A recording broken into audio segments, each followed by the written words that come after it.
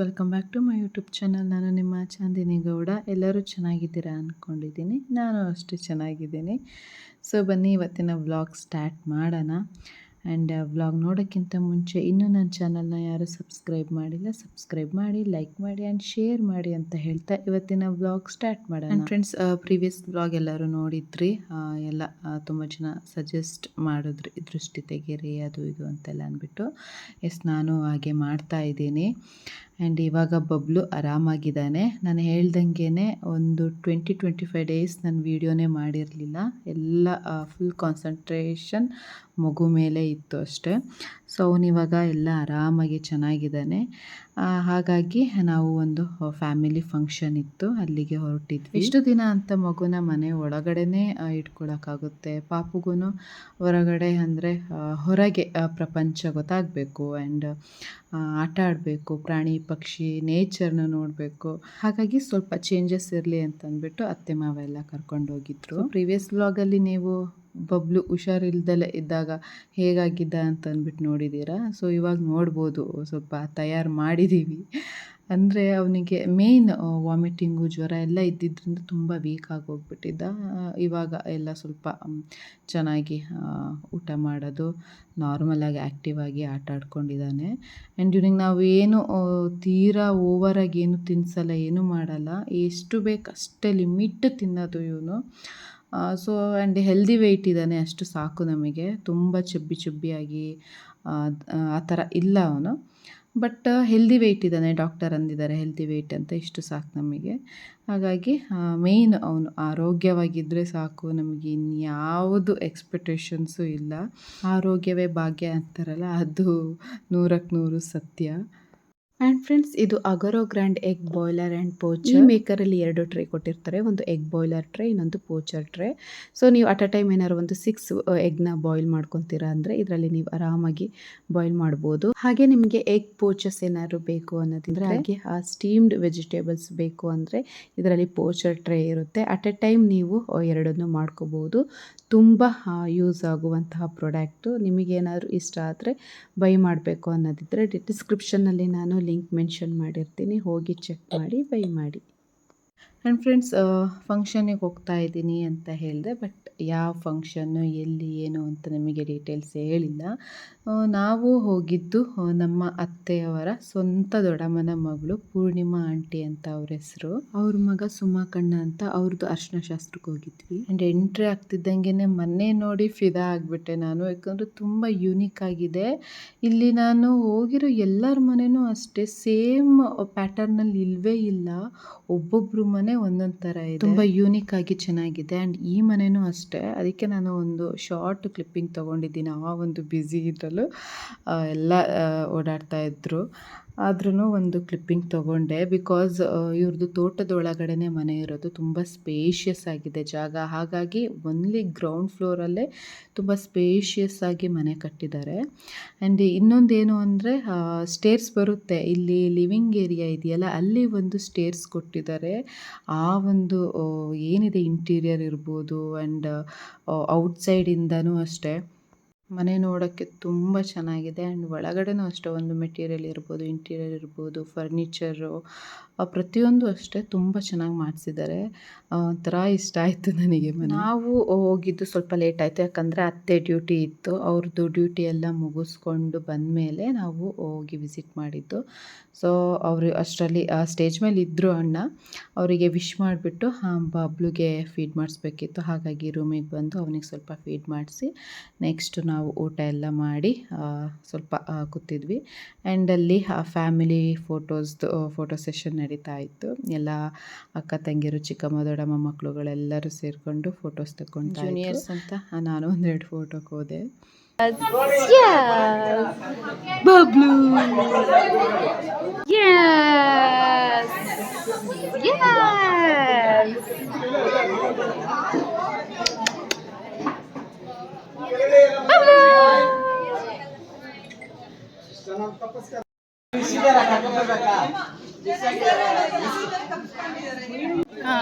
ಈಗ ಈಗ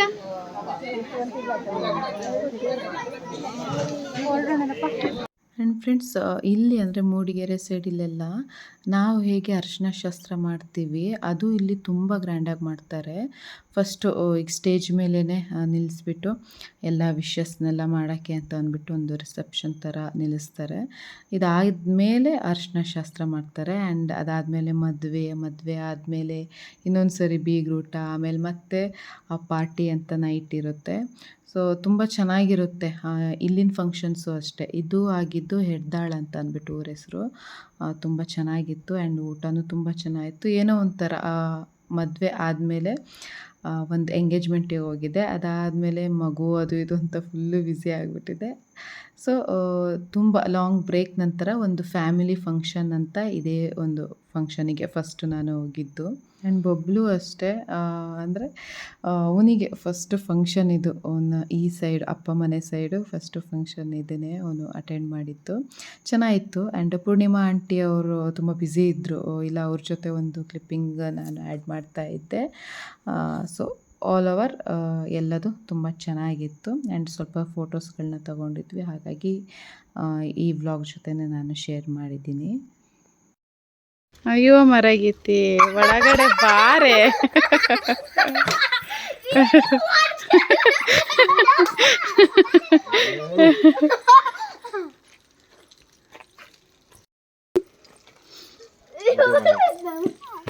ಹೇಮಾಂಶ್ friends, Bablu friends, ಆಪ್ತಿ, ಆನ್ಯಾ, ಅವಳ ಹೆಸರು ಗೊತ್ತಿಲ್ಲ, ಜೋರ್ ಅವಳೆ.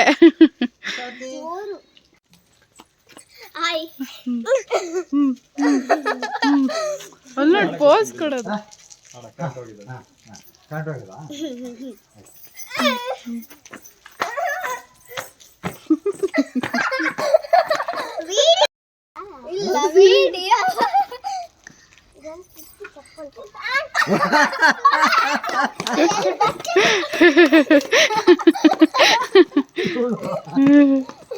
ಅವಳು ಡ್ಯಾನ್ಸ್ ಆಡ್ತಿದ್ದಾಳ ಅವಳು.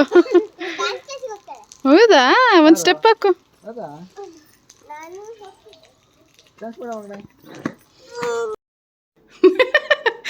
ಹಲೋ ಹಲೋ ಹಲೋ ಮಾಡು ಬಬ್ಲು, ಹಲೋ ಮಾಡು.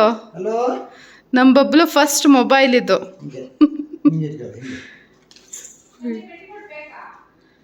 ಬೇಡ ಅತ್ತೆ. ಹಾಂ ಹಲೋ ಹಲೋ. ನಮ್ಮ ಬಬ್ಲು ಫಸ್ಟ್ ಮೊಬೈಲ್ ನೋಡಿ. ಹಾಕು ಧೂಮಚಾಲೆ ಹಾಕು ಮಗನೇ, ಧೂಮಚಾಲೆ ಹಾಕು. Hello hello. ಇಷ್ಟು ದಿನ ತಗೊಂಬರ್ಬೇಕಂದು ಫೈನಲಿ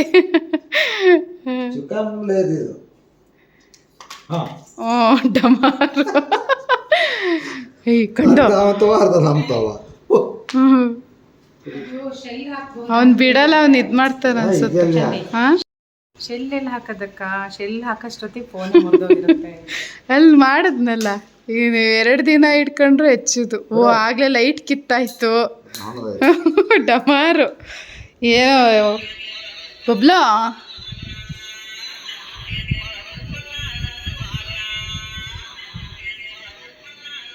ನಿಂಗೇನು 15,000 ಮೊಬೈಲೇ ಬೇಕಾ ಮಗ್ನೆ? ಕಿತ್ತ ಅಲ್ಲಿ ನೋಡ್ರಿ, ಒಂದೊಂದೇ ಪಾರ್ಟ್ಸ್ ಕಿತ್ತಾಕ್ತಿದ್ದಾನೆ. ಅವನು ಕಿತ್ತಾಕ್ತಿದ್ದಾನೆಲ್ಲ. ಅವನಿಗೊಂದು ಕಬ್ನದ್ ಮಾಡಿಸ್ಬೇಕಷ್ಟೇ.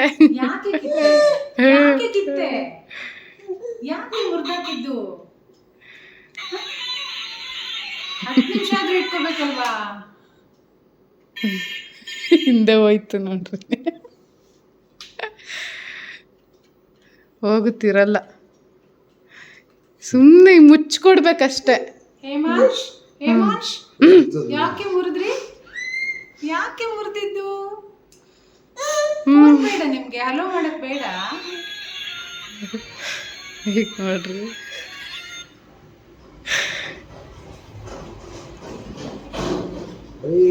ಪಪ್ಪನ್ ಕಾಲ್ ಮಾಡಿ, ಪಪ್ಪಂಗೆ ಹಲೋ ಪಪ್ಪಾ. ಹಲೋ. ಹಲೋ.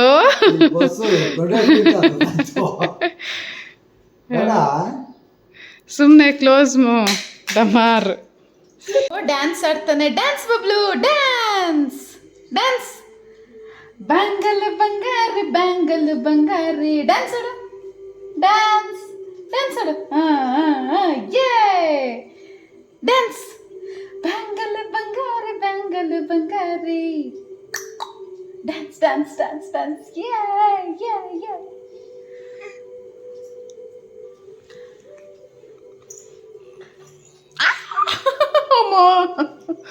ಸಿಗ್ದಾಕ್ಬಿಡ್ತದೆ ಇವಾಗ ಸಿಕ್ಬಿಟ್ರೆ. ಸೊ ಫ್ರೆಂಡ್ಸ್, ಬಬ್ಲು ಅದೇ ಏನು ಸಿಕ್ಕಿದ್ರು ನಾವೇನಾದ್ರು ಫೋನಲ್ಲಿ ಮಾತಾಡ್ತಿದ್ರು ಅವನು ಅಂತ ಮಾತಾಡೋದು ಈ ಥರ ಎಲ್ಲ ಮಾಡ್ತಿದ್ದ. ಹಾಗಾಗಿ ಅತ್ತೆ ಮತ್ತು ಮಾವ ಇಷ್ಟಪಟ್ಟು ಒಂದು ಫೋನ್ ತಂದು ಕೊಟ್ಟರು. ಅದು ಅವತ್ತಿನ ದಿನವೇ ಮಟಾಶ್ ಆಗೋಯ್ತು. ಅವನು ಅದನ್ನು ಯೂಸೇ ಮಾಡಲಿಲ್ಲ. ಸೊ ಹೀಗೆ ನಮ್ಮ ಕಂದಮ್ಮನ ಕತೆ. ಇವಾಗ ನೋಡಿ ಅಂಬೆಗಾಲೆಲ್ಲ ಇಟ್ಟು ಓಡಾಡ್ತಿದ್ದಾನೆ.